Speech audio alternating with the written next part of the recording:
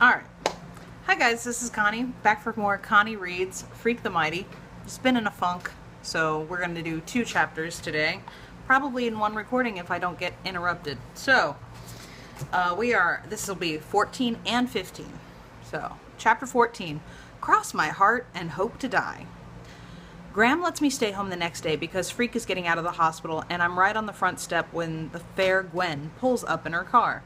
Freak is riding in the back. You can barely see him in the window. And he's got this big grin that makes me feel like everything is going to be okay, the way everybody keeps saying. I go, "Is it okay if I carry him inside?" And the fair Gwen says, "Of course." "He has to rest," she says. "He stays in the house until I say different. Is that understood?" In his room, Freak is right away ordering me around. Bring me this and go do that. And you'd never guess he's been sick. "A minor incident," he says, "easily corrected by biogenetic intervention." "You mean that robot stuff?" Freak goes, "Shh! The fair Gwen must not know of the plan. The very idea strikes fear into her heart." "Well, it is pretty scary," I say, "getting an operation to give you a whole new body." "I'm not scared," Freak says. "I'm looking forward to it." "So when does this happen?" Freak gets this faraway look in it, and he says, "I'm not sure.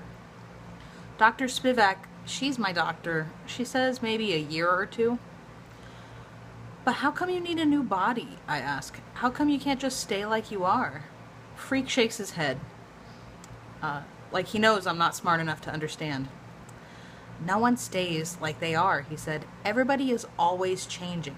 My problem is I'm growing on the inside, but not the outside."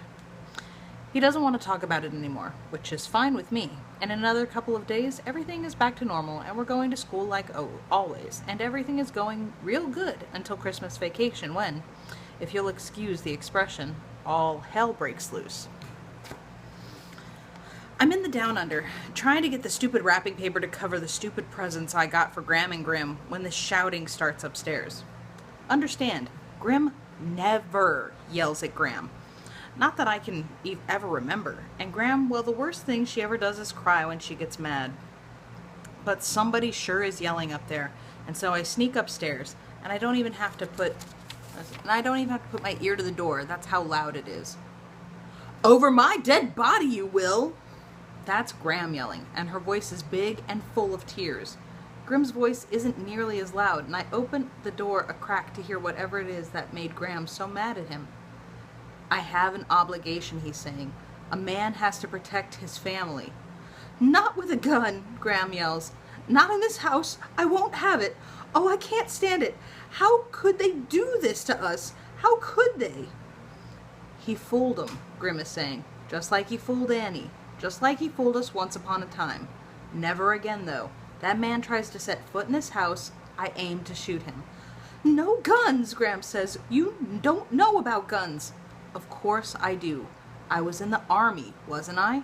"That was 30 years ago. I know what will happen. Don't you think I've dreamt about it for the last 8 years? He'll come in here, and he'll take that gun away from you, and then he'll do the shooting." By now I've figured out they're talking about, and I guess you have too, none other than him. Killer Kane, my father. "Maybe they won't let him out," Graham is saying. "If they do, they'll give us protection." "Sure they will, just like they protected our Annie," Grim says. Next thing, oh, I'm getting my...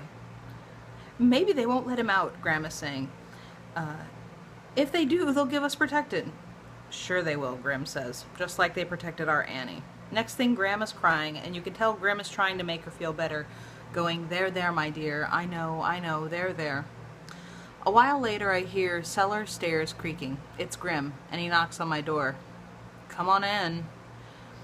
Grim comes inside, and for once he doesn't tell me what a rat hole I'm living in, or how it smells like a locker room because I forgot to put my socks in the hamper. He sits on the edge of the bed and folds his hands together.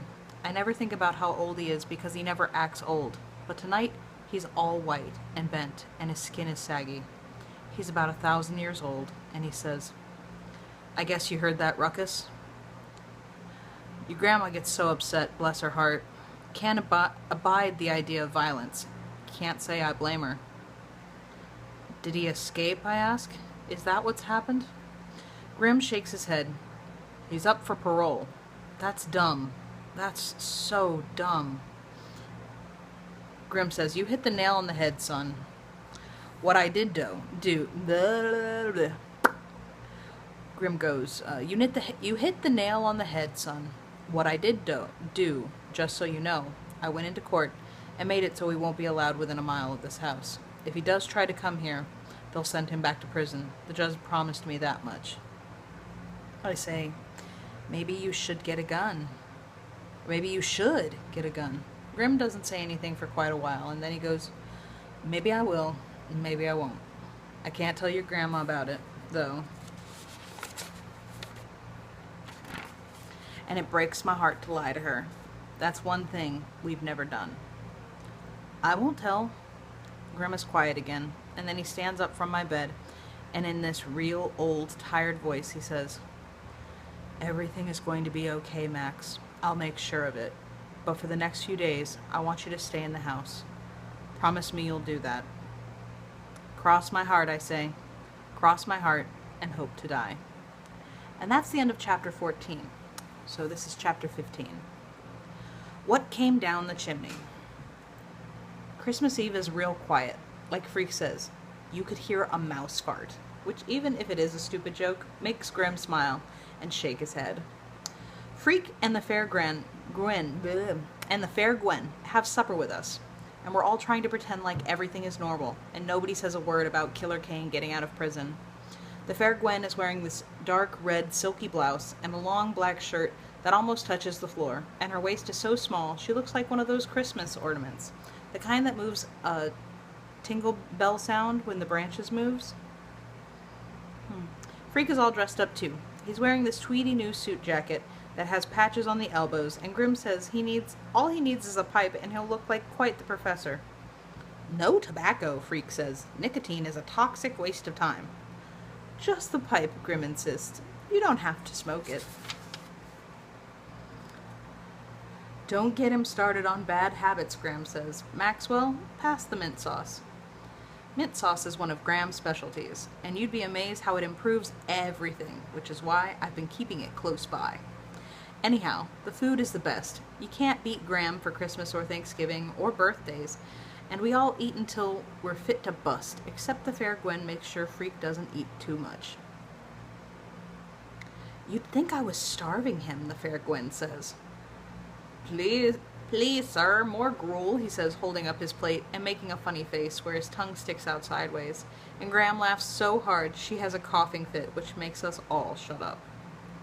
After supper, we sit around like you do, admiring the tree and talking about how lucky we are not to be homeless, and Grim starts telling these old stories about when he was a kid. They got lumps of coal in their stockings. If we were lucky, we got an apple core, he says, or a few orange rinds. Now, Arthur, Graham says, you never got a lump of coal in your life. You're right. We never even got a lump of coal. Can you imagine? My father couldn't afford coal, so he'd write the word coal on a piece of paper and put it in our stockings, and we'd pretend it was a lump of coal. That's how poor we were. The fair Gwen is laughing to herself and shaking her head. Graham says, how can you tell such lies on Christmas Eve? I'm telling tales, my dear, not lies. Lies are mean things, and tales are meant to entertain. And so we all sit there acting polite and listening to Grim make up stuff no one would ever in a million years believe, and all of us have a cup of hot chocolate and a piece of Russell Stover candy right out of the box, and then it's time to pass around a few of the presents. Graham has this rule that you can open one on Christmas Eve, and you save the rest for morning, which can be tough, deciding what to open first. Grim always starts it off because, like he says, he's really a kid at heart and he can't stand to wait. From Graham, he gets this woolly sweater that buttons up the front, and he acts surprised, even though he's got about 100 just like it already. Then Graham opens her present from me, which is a bracelet made of shells from beaches around the world. And she right away puts it on and says it's just what she wanted, which is so like Graham. If you gave her an old beer can, she'd act pleased and say it was just what she wanted. Then Freak opens his present from me, and even before he gets the paper all the way off, He gives me this thumbs up and says, "Cool." It's a gizmo that looks like a jackknife. But really, it's a whole bunch of little screwdrivers and wrenches and even a little magnifying glass. I'm pretty sure Freak can invent stuff with it if he feels like it. Graham gives the fair Gwen this scarf that just happens to match her blouse, and everybody goes, "Ooh," and "Ah," and then I finally decide what present to open. Right away, you'd know it was something Freak did, because the box isn't square. It's pointed at the tip like a pyramid, and instead of regular wrapping paper, he's got Sunday comics taped all over it, and it's driving me nuts trying to figure out what would fit inside a pyramid-shaped box. Freak seems like he's just as excited as me, even though he already knows what he put inside. "Take off all the paper first," he says. "There's a special way to open it." Real careful, I peel off all the paper, and the thing is, it's not a pyramid-shaped box he bought somewhere. He made it. You can see where he cut out the pieces of cardboard and taped them all together, and written on the sides of the pyramids are these little signs and arrows. "Follow the arrows," he says. The arrows point all over the place, and I have to keep turning the pyramid around until finally I get to the sign that says, "Press here and be amazed." "Go on," Freak says. "It's not an explosive device, silly. It won't blow up in your face." I press the spot on the pyramid, and all of a sudden, all four sides fold down at the same time, and I'm looking inside the pyramid, and just like Freak promised, I'm amazed. "The young man is a genius," Grim is saying, and I don't use that word lightly. Grim is right about that, because Freak has the whole thing rigged with these elastic bands and paper clips, which is what made the sides unfold all at the same time. And inside this little platform, and on the platform, is a book. Not a normal book like you buy in the store, but a book he made himself. You can tell that right away. It looks so special, I'm afraid to pick it up or I might ruin it. "What I did was take all my favorite words," Freak says, "and put them in alphabetical order." "Like a dictionary?" "Exactly," Freak says, "but different because this is my dictionary." "Go on and look inside." I open up the book the way he asks, and the pages smell like a ballpoint pen. It starts with A, just like a regular dictionary, but as Freak says, it's different. A. Aardvark. A silly-looking creature that eats ants. Arg. What the aardvark says when it eats ants.